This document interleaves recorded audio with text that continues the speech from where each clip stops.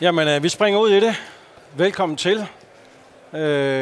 Vi skal tale lidt om NIS 2 i dag, og lidt om, hvordan ser det ud med lovgivningen, med vejledning og bekendtgørelse. Og så skal vi høre, hvordan det spiller ind i RISMA, og hvad der er sket af nyt på den front. Så bare lige for at gøre det helt klart, så er det her ikke NIS 2 fra begyndelsen. Hvis nogen tænker, hvad fanden er NIS 2, det har jeg aldrig hørt om før, så er det ikke lige nu, vi bliver klogere på det. Det er mere, hvad er status, hvad der er sket. Inden vi springer ud, jeg lige at fortælle, hvem vi er, så kunne det være fedt at høre, hvem vi er. Ikke sådan individuelt. Men hvor mange af jer er underlagt NIS 2? Prøv lige at række hånden op. Det er der rigtig mange, der er. Er det direkte underlagt eller indirekte? Er der nogen, der ikke rækker hånden op, som er indirekte underlagt? Det er der et par stykker, der er. Så rigtig mange her er altså underlagt NIS 2. Fedt. Ganske kort. Vil du, Andreas, sige et par ord om dig selv? Det kan jeg da godt. Jeg hedder Andreas, som der står her på slidet. Og når jeg ikke står her, så arbejder jeg i RISMA, som er partner med BDO på en del af vores compliance-løsninger, med at udvikle og konceptualisere dem. Og har blandt andet stået i spidsen for den løsning, vi skal kigge lidt på i dag, som er NIS 2 i energisektoren. Så det er derfor, jeg er her, tror jeg. Det er godt. Og jeg hedder Mikkel Larsen. Jeg er fra BDO, hvor jeg i dagligdagen har fornøjelsen af at lede vores Risk Assurance Team, som vi kalder det så også. Der arbejder vi med cybersikkerhed, risikostyring, governance, compliance eller NIS 2. Vi skal ganske kort igennem det her næste halve time, og vi prøver at bruge en 25 minutters tid, og så er der 5 minutter tilbage til spørgsmål. Med det sagt, så må I gerne bryde ind undervejs med et spørgsmål, skulle I sidde og brænde for det. Vi skal så lige have et headset på, ellers så kan vi ikke høre det. Men det vi skal igennem, det er en ganske kort, hvad er status på lovgivningen? Hvor står vi nu? Hvad kan vi forvente fremover? Hvad er der egentlig af bekendtgørelser, vejledninger? Hvad betyder det for vores videre arbejde med NIS 2? Og så til sidst, så vil Andreas prøve at sige, men hvordan kan man så i RISMA bruge de moduler, der nu er blevet udviklet i takt med, at vi bliver klogere med bekendtgørelser og vejledninger. Så ligesom for at sige, hvad er billedet i dag? Jamen, hvis vi starter fra toppen, så er det, hvad er der på EU-niveau? Der har vi NIS 2-direktivet, som er det hele begyndte. Det direktiv, det blev vedtaget tilbage i 22, så det har efterhånden nogle år på bagen. Et direktiv er ikke direkte gældende i medlemslandene. Det skal implementeres ved national lov. Modsat en forordning, som er direkte gældende. Hvis vi lige bliver på EU-niveau, så er der noget, der hedder en gennemførelsesforordning. Det er der garanteret ikke så mange af jer, der har hørt noget om. Det er lidt eller en vejledning eller bekendtgørelse for den digitale sektor, særligt for IT-cloud-virksomheder og den slags.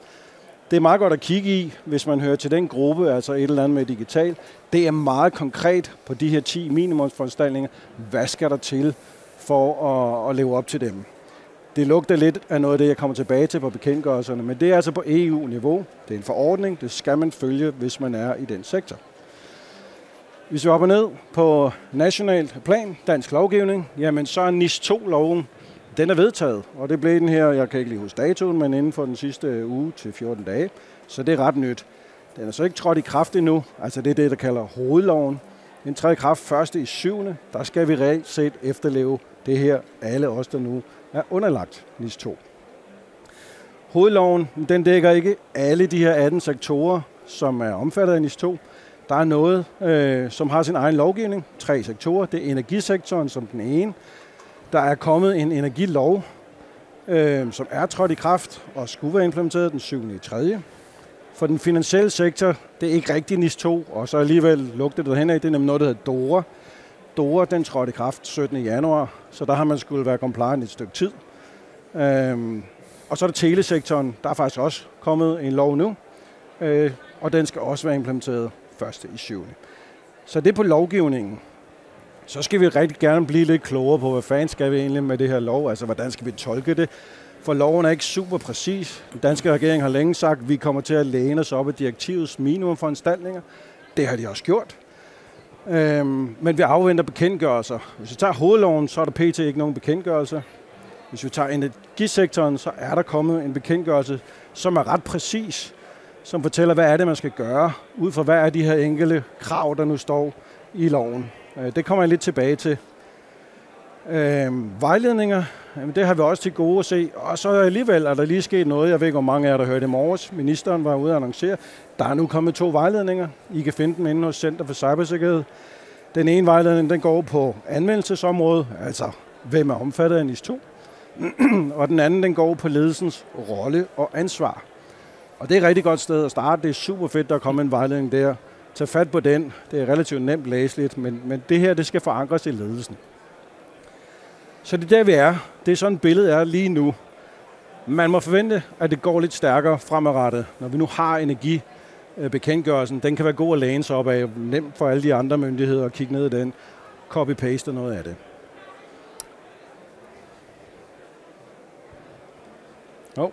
Der kom lige en firkant op. Og det er egentlig lige for at illustrere, at når vi kommer ind i RISMA-delen, så har vi i dag fokus på energimodul.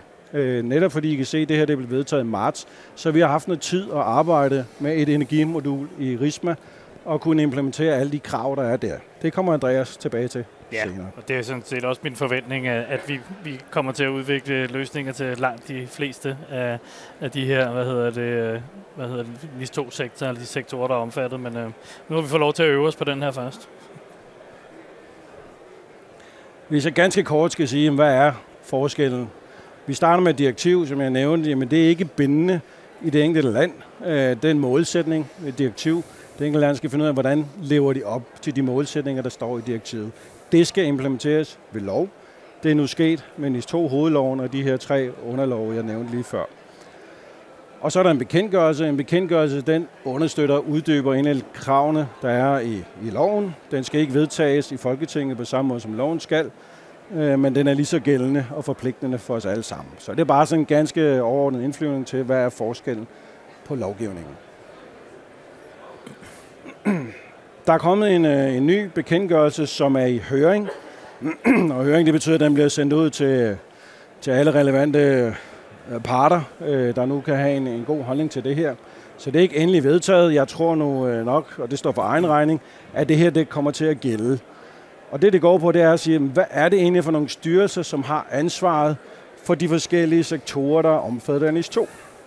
Så Styrelsen for Samfundssikkerhed, der kan I se, det er for eksempel dem, som har kommunerne, de offentlige forvaltning. Det er dem, der skal lave tilsyn, det er dem, der skal lave vejledning dertil.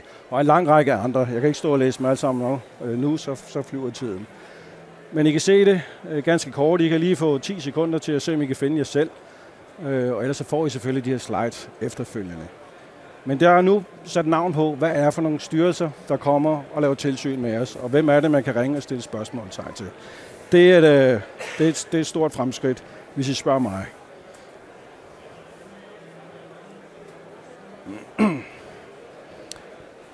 Hvad betyder det så? Og nu dykker vi ned i energisektoren, fordi det er det eneste helt konkrete, der er. Og ligesom hovedloven, jamen, så er formålet med det her, det er ligesom at forebygge og modstå hændelser, i særdeleshed cyberhændelser og trusler. Så det er sådan helt overordnet. Og den her energilov, jamen, den finder anvendelse inden for alt, hvad der er energiforsyning. Det kan være el, det kan være fjernvarme, køling, olie, gas osv. Det, der er lidt unikt for den lov, og det kan godt være, at noget af det andet, vi ser for eksempel telesektoren, kan komme derhen af, det har vi ikke set endnu. Men hvis I tænker på direktivet og på hovedloven, så er der noget med, at man skal være mere end 50 ansatte, man skal have mere end 10 millioner euro i balancesum, for ligesom at opfylde minimumskravene, medmindre man er en eller anden unik spiller, som er den eneste af sin slags og så videre. Der er nogle undtagelser. Det gælder ikke i energiloven. Der er nogle andre kriterier for, når at man er underlagt de krav, der er. Og de kriterier, de er delt op i det, man kalder tærskelværdier inden for virksomhederne, og så inden for deres anlæg. Og de her tærskelværdier, der er niveau 1-5. Jeg vil ikke stå og gennemgå dem alle sammen igen. Men starten i bunden, så kan man se, hvis man... Nu har jeg taget eksempel fjernvarme, det kunne lige så godt have været el eller noget andet. Men hvis man nu er en operatør her af et fjernvarmeanlæg, og man ud af 2 af de 3 sidste år har en minimumproduktion på 13,9 gigawatt-timer, jamen så ligger man dernede i den kategori.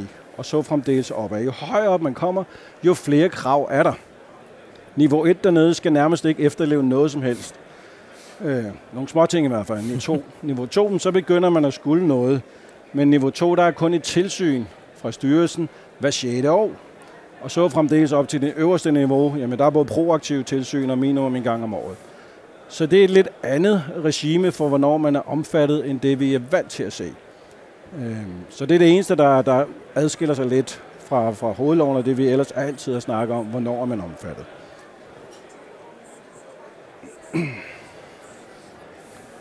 Hvis vi kigger på det her, så er det lovgivningen i energiloven. Og den siger eksempelvis, at ledelsen har nogle pligter, at man skal stille krav til at godkende virksomhedens risikoanalyse, risikovurdering, sårbarhedsvurdering, beredskabsplan og så fremdeles. Og det er jo ikke sådan super konkret, det er fint, det er lov, det skal vi gøre, man kan vide, hvordan vi gør det. Den siger også her, at der skal være nogle politikker og nogle procedurer for risikostyring, for sårbarhedsvurderinger osv.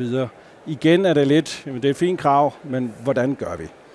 Og det er der, at bekendtgørelserne og vejledningerne, de kommer til sin ret. Fordi det er mere jordnært og konkret. Det her, det er et uddrag, der relaterer sig til det samme. Fra bekendtgørelsen til energi, hvor jeg kan sige, at virksomheder skal have politikker for risikostyring eller tilsvarende og sætte rammerne. Det lugter lidt af lovgivningen. Men så er den meget mere konkret at sige, at der skal være en beskrivelse af ledelsens rolle og ledelsens ansvar. Der skal være en metode til at identificere, vurdere og evaluere risici. Og så fremdeles. Og hvis man dykker endnu længere ned i den selv samme bekendtgørelse, stadigvæk på risikovurdering, så bliver det helt konkret, step by step, som siger, jamen, hvad skal man kunne, eller hvordan foregår det? Man skal starte med en identifikation og vurdering af risiciene. Man skal vurdere, hvad er konsekvenserne ved potentielle hændelser.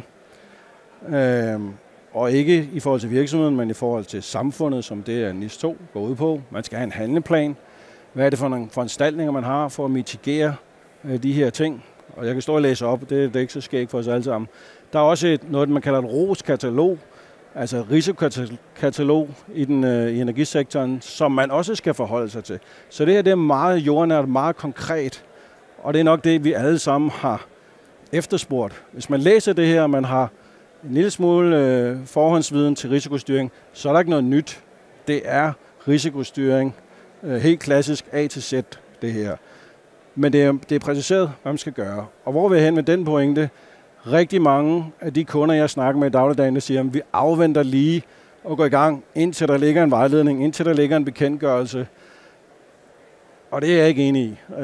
Man kunne godt gå i gang med noget risikostyring, man kan godt gå i gang med noget beredskabsplanlægning, eller noget incident response, hvis man i hvert fald ved en lille smule om det. Og det er budskabet til jer, der er jo rigtig mange, der er underlagt NIS 2. Hvis I ikke er kommet i gang nu, så tag hul på de simple områder i hvert fald, der hvor I ikke er i tvivl. Andreas? Det var allerede min tur. Tak. Tak for den fine indføring i hvordan man kommer fra NIS 2 hovedlov til bekendtgørelse. Og nu vil jeg prøve at give jer et meget kort indblik i, hvem RISMA er, og hvordan vi har arbejdet med den her bekendtgørelse på energiområdet. Det var en forkert vej. For dem af jer, som måske ikke kender, så er vi en governance, risk og compliance platform. Så vi har en lang række løsninger i vores platform, hvor man kan arbejde med alt muligt inden for risikostyring, ISO 27001, GDPR, CIS-18-kontroller, compliance på, på DORA, på NIS 2 og en lang række andre ting. Og det gør vi her fra Danmark af. Man har også nogle folk siddende rundt omkring i Sverige og Norge. Så vi er sådan en nordisk platform og har sådan en bred forankring i Norden. De løsninger, vi har, de spænder bredt, som jeg sagde. Der har vi blandt andet GDPR, som jeg tror var hjertebarnet i sin tid. Og så en lang række andre EU-lovgivning. Sektorspecifikke, landespecifikke reguleringer, men også internationale standarder inden for risikostyring, blandt andet ISO 27001 og 2. Men også en række operationelle løsninger, der selvfølgelig gør, at man kan binde de her compliance-områder sammen på tværs af de her løsninger. For der er jo mange virksomheder er underlagt flere ting, eller arbejder med flere områder inden for det her. Det er lidt der platformtankegangen kommer ind. Nu kender jeg ikke alle de der fagområder selv personligt. Jeg har berørt mange af dem, og især den historie her nu, så derfor så har vi nogle gode partnere hos RISMA, blandt andet BDO, som har hjulpet os med mange af vores løsninger, og også den her, NIS 2-bekendtgørelse, som jeg ved, dig og dine folk har siddet pillet fra hinanden og proppet ind i vores løsning, og så vi kunne få omsat noget af det der lidt mere uhåndterbare tekst til noget, der kan fungere i en dagligdag ude i en virksomhed. Og den måde, vi arbejder med det på i RISMA, det er ud fra sådan en best practice tilgang, eller en step-by-step approach, hvor man inde i løsningen vil starte med at kortlægge, mappe, hvem er vi, hvordan ser vores organisation ud, hvad for nogle aktiver har vi, hvad for nogle procedurer og politikker har vi på plads, begynde at risikovurdere nogle aktiver, de her aktiver, kortlægge, det er meget specifikt på, NIS 2 Energi, men for kortlagt de kritiske aktiver og anlæg, man har, og selvfølgelig også lave de her risiko- og sårbarhedsscenarier, som Mikkel også nævnte tidligere, der ligger som krav. Så vil man typisk gå i gang med at scope opgaven, og det foregår simpelthen basalt set på den måde, at Mikkel og hans gode folk har omsat hver enkelt de her krav, vi kiggede på før, som bare var et udsnit af, til spørgsmål, strukturerede spørgeskemaer, hvor man kan gå igennem, svare efter bedste evne på, hvor er vi henne, hvor vores compliance-niveau, vores modenhedsniveau på det her område i dag. Og det resulterer i, at man får leveret en gap-analyse. Og den gap-analyse, den viser, der er en masse røde områder, og så er der nogle gule områder, så er der nogle grønne områder, og der er nok flere af de røde, end af de gule og de grønne. Og så kan man så begynde derinde at berige den analyse. Og humlen her er jo selvfølgelig, at man så gerne vil hen til, hvor man kan operationalisere det lidt. Og der har RISMA mulighed for, at man kan arbejde med kontroller og handlingsplaner. Handlingsplaner, det er jo typisk noget, som i hvert fald i vores verden, vi siger, det gør vi én gang for at lukke et eller andet hul, noget vi mangler. Nogen skal skrive en politik, eller vi mangler en ansvarlig for det her område. Og så kontrollerne, dem sætter vi op for at sikre, at vi bliver compliant med de ting, vi nu skal være compliant med.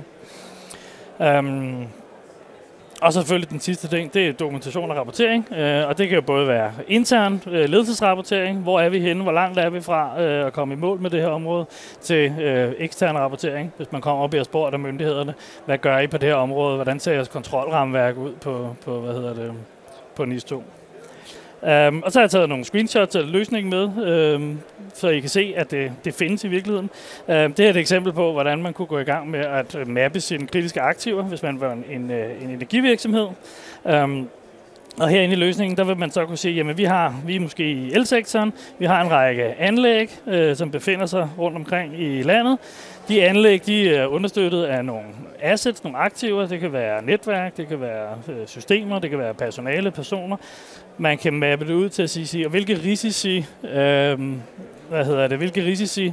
er de her assets udsat for, de her anlæg udsat for, lave de her risikovurderinger inde i løsningen, og simpelthen også sætte, kontroller op, kontrolforanstaltninger på at sige, at vi skal genbesøge de her risikovurderinger i et eller andet årshjul. Så er der selve scoping-fasen, og her der kigger vi ind i lovkravene, og i det tilfælde, den her løsning, så er det på bekendtgørelsen 260 af en eller anden dato, kan jeg ikke huske den, som vi har arbejdet ind i, men simpelthen helt ned på hver enkelt lovkrav sagt, svar efter bedste evne og efter dit virksomhedsniveau, og baseret på dine svar, så får du den her gap-analyse, som er et trafiklys næsten, vil jeg kalde det. Som siger, at der er en række områder, hvor du baseret på dine svar har indikeret, at du skal foretage dig noget. Og der får man lidt ekstra hjælp fra BDO med i bagagen, fordi at der er lagt nogle anbefalede handlingsplaner og kontroller ind, som man kan aktivere inden for løsningen. Man kan sådan set også se, at her er de mappet til ISO 27000 og 1 og 2. Så hvis man i forvejen arbejder med RISMAs ISMS-løsning og med de ISO-kontroller der, så vil man kunne simpelthen bare markere dem og så sige, det dækker vi allerede helt eller delvis med de her kontroller i det her kontrolrammeværk. Det kunne også være CS18-kontroller eller et eller andet rammeværk, man nu arbejder med. Ja, det er sådan et eksempel på, at man klikker der, og så får man sådan et forslag til, hvis du har et rødt gap på det her område, så bør du foretage dig noget, og du skal måske overveje at sætte en kontrol op, så du sikrer dig, at du bliver ved med at være compliant. Det er sådan jo BDO's fortolkning af, hvad bekendtgørelsen siger, og hvad det sådan set kræver at være compliant med det område. Og når man er nået igennem det på alle de her mange, jeg tror der er 267 gaps, mulige gaps i hvert fald, som man kan forholde sig til, så kan man kalde det her overblik frem og vise det sin ledelse til at sige, det her det er sådan, det ser ud for os, vores landskab. Vi har en lang række ting, vi skal måske have kigget på og sat i værk, og man kan selvfølgelig se både justere på, hvem har ansvarlig for det, og hvor i organisationen bor det her. Så der er masser af muligheder for at filtrere og lege med det, for de er ansvarlige på det område. Det skulle jo gerne lede hen til på et tidspunkt, at man får sat sig sådan et årshjul op i virkeligheden, så du sådan lykkeligvis i din dagligdag måske kan glemme alt om det her, velvidende, at du får besked, når der er noget i dit årshjul på det her område, du skal foretage dig og håndtere. Det her det er et eksempel på, at vi har lagt nogle generiske kontroller ind, et årshjul baseret på bekendtgørelsen, og de gentagende krav, der nu er nogle ting, du skal foretage dig i en eller anden frekvens hen over året, men det kan jo suppleres med ens eksisterende informationssikkerhedskontroller, eller hvordan man nu har. Det kan også bare være, at vi skal genbesøge en politik, og Mikkel han skal sørge for, at nogen gør det i den og den afdeling. Så ikke mindst er der også et krav om hændelsesregistrering i bekendtgørelsen. Og det kan man også arbejde med. Man kan blandt andet bygge nogle egne custom workflows, man kan registrere dem. Vi har lagt noget vurderingsskema ind, så man kan gå igennem de krav, der ligger i bekendtgørelsen til at vurdere, om det er en væsentlig hændelse. Fordi hvis det er en væsentlig hændelse, så skal man så rapportere det ind til Energistyrelsen. Og der ligger noget workflow bygget ind, hvor der ligger nogle forskellige krav. Der er en notifikation inden for 24 timer, og så er der en status efter 72 timer, og så er der en endelig rapport efter en måned, tror jeg det hedder. Og de informationer, der skal med i den, de ligger bygget ind i hændelsesmodulet. Sidst men ikke mindst, det her risiko- og sårbarhedsscenarie, så hvis man er i energisektoren, nogen måske arbejder med i forvejen, i virkeligheden sådan, jeg tror jeg sagde til en af dine kollegaer, det minder lidt om sådan lidt rollespilsagtigt, ikke? Du skal sætte dig ned, og så i virkeligheden foretage dig, så lægger du en beskrivelse af, hvad sker der, hvis der er brand i vores kontrolrum, eller kan vi ikke få adgang til den her server, og hvad sker der så? Så skal man ligesom lave et scenarie af, hvordan håndterer vi det? Og baseret på det, så skal du komme med en konsekvensvurdering af det. Dem har vi lagt ind i løsningen, så man kan arbejde med dem der på en struktureret måde. Ellers så ligger de sådan, man kan hente dem ind hos Energistyrelsen, tror jeg, og arbejde med dem i papirformat. Så vil jeg bare sige, det er ikke noget, vi har fundet på. Det er en anvendt metode, som vi så har valgt at lægge ind i en softwareløsning. Og så vil jeg til sidst her, så vil jeg tid til spørgsmål, bare sige, at det her gik jo lidt stærkt, så hvis man er interesseret i at se Mikkel og mig senere på måneden, så kan man tilmelde sig sådan et webinar, hvor vi går lidt mere dybt, både på NIS 2, og hvad vores løsning kan gøre for at hjælpe med at arbejde med det. Mm. Det var speedtalken. Det var speedtalken, og bare for at tage den helt fra toppen. Det her modul, det gør, at I ikke behøver at sætte jer ned og læse loven.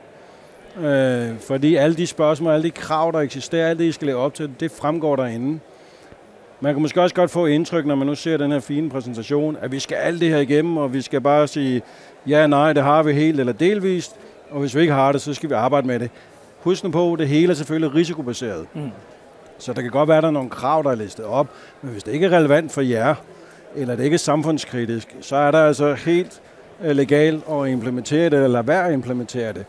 Det er super, super vigtigt, at man bruger de rigtige midler og ressourcer til at imødegå de trusler, der er. Og det skal jeg ikke se nogen steder i lovgivningen, andet end at det skal være en risikobaseret tilgang. Og det er faktisk det sværeste, det her. Det er ikke at gå all in og bare sige, at vi dækker lige det hele for en sikkerheds skyld, gå med livrem og bælte og seler det. Så husk at tænke over det i processen. Men RISMA understøtter det. Det guider jeg hele vejen igennem.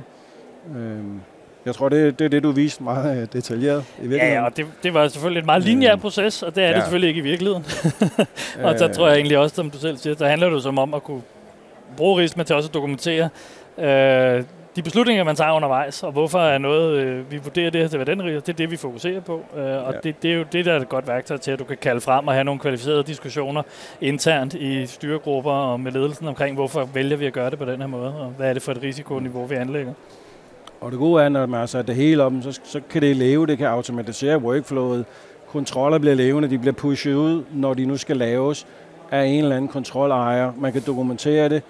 Ledelsen kan sidde i dashboard og monitorere, at tingene bliver gjort. Så det har det fulde flow som værktøj til at understøtte hele processen. Det her ROS-katalog, jeg nævnte, du viste det her, det er super godt. Det er lavet til energisektoren. Det er en lang række trusler, som er relativt fint beskrevet i nogle let forståelige eksempler. Så selvom I ikke er der, hvis I har brug for noget inspiration, så prøv at gå ind og finde ROS-kataloget frem. Det skulle være tilgængeligt ved at google sig frem til det. Så det er god inspiration. Der findes en lang række andre trusselskataloger, man også kan tage udgangspunkt i. Og RISMA er født med en hel del af det. Ja. Prøv at tage en slide mere. Inden spørgsmål, så en lille smule information, og igen, der findes meget mere. Det var bare noget af det nyeste. Nu var der rigtig mange af jer, der var helt sikre på, hvor I stod i forhold til, om I var omfattet direkte eller indirekte. Men hvis I sidder og er lidt i tvivl, så er der for ikke så lang tid siden kommet et tool, som ligger inde på sikkerdigital.dk. Det hedder NIS2-check. Det kan man klikke på, og så kan man svare, hvilken branche man er, og en lang række spørgsmål, så kommer den frem med en konklusion på, om man er omfattet eller ej. Og noget af det, og det er typisk der, hvor man er i tvivl, lidt i en gråzone, så siger den, at du skal række ud til den ansvarlige myndighed og få noget sparring. Men det er i hvert fald et godt tool til at komme i gang, hvis man er der, og man er lidt i tvivl, om man er omfattet eller ej. Center for Cybersikkerhed, de har noget, der hedder spørgsmål og svar. Det opdaterer det løbende. Eksempelvis de her 2 helt nye vejledninger, der lige er kommet, de ligger også inde hos Center for Cybersikkerhed. Der er link til dem. Så det er et godt sted også at følge med på hvad der sker. Så ved jeg, at Trafikstyrelsen, bare for at tage noget andet end energi, jamen de holder et informationsmøde den 3. juni. Så hvis man er inden for transportsektoren på en eller anden måde, så kunne det være, at man skulle tilmelde sig der og høre lidt om, hvad der er, der rører sig der. Jeg har også en del kommuner som kunder, og de siger, at vi afventer også, hvad kommer der for Styrelsen for Samfundssikkerhed. Der kommer også noget, vi ved ikke hvornår, så det er en forventning, der kommer noget præsentering af for eksempel, hvilke nogle forvaltninger i en kommune er omfattet af dem alle sammen, eller det enkelte, og hvordan skal det gribes an. Så det var bare en lille smule ekstra information, som er godt at følge med i. Så har vi ikke mere, udover at der er åben for jeres spørgsmål. Hvis nogen har nogen, så ræk lige hånden op, og så tager vi headset på, så vi kan høre jer.